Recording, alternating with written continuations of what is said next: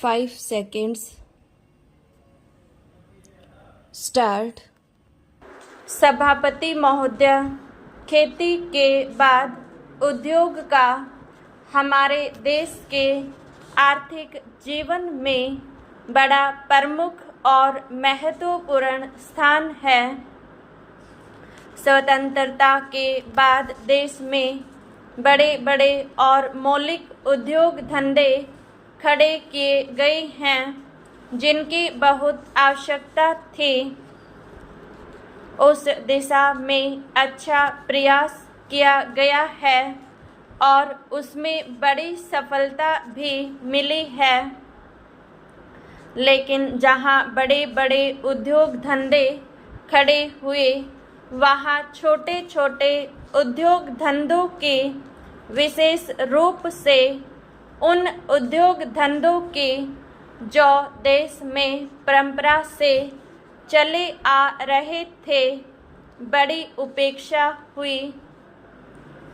बहुत से उद्योग धंधे अपने पुराने ढंग से चल आ रहे हैं, उनमें कोई नया परिवर्तन नहीं लाया जा सकता है, उनका कोई विकास नहीं हो सकता है।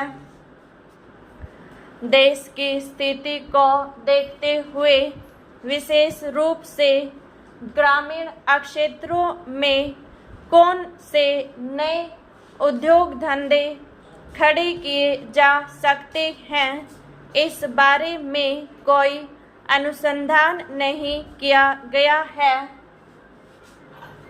खादी और ग्रामोद्योग स्थापित किया गया और उसने खादी और कुछ ग्रामीण उद्योग धंधों को लिया, लेकिन उसकी भी कुछ सीमाएं हैं।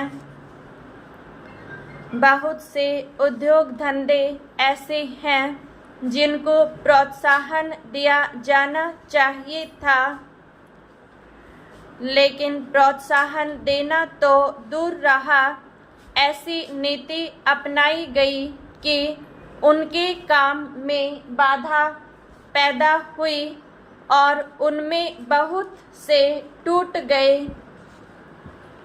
इसका परिणाम यह हुआ है कि एक तरफ तो हमने दिखाने के लिए बड़े बड़े कल कारखाने खड़े किए हैं, लेकिन दूसरी तरफ बेकारों की संख्या बढ़ती गई है। आज यह समस्या एक भीषण रूप में हमारे सामने आई है। यदि हम छोटे छोटे उद्योग धंधों को, विशेष रूप से कृषि से संबंधित उद्योग धंधों को, बड़े बड़े शहरों में नहीं, दूर दूर ग्रामीण क्षेत्रों में नहीं फैलाते हैं, तो इसके दो दुष्परिणाम होंगे। एक तो उद्योगों का केंद्रीकरण होगा, दूसरा शहरों की जनसंख्या बढ़ेगी, जिससे अनेक जटिल समस्याएं पैदा होंगी। इससे हर एक आदमी को काम नहीं मिलेगा और हमारे जो पुराने उद्योग धंधे जीवन से संबंधित सामग्रियां तैयार करते हैं, उन पर बुरा प्रभाव पड़ेगा। लेकिन सरकार की ऐसी नीति रही है कि उनमें से बहुत से उद्योग धंधे समाप्त होते जा रहे हैं, जिसका परिणाम यह है कि इस उद्योग में लगे हुए आदमी बेकार हो रहे हैं। मैं चाहूँगा कि सरकार ऐसे उद्योग धंधों को अधिक प्रोत्साहन देने का प्रयत्न करे।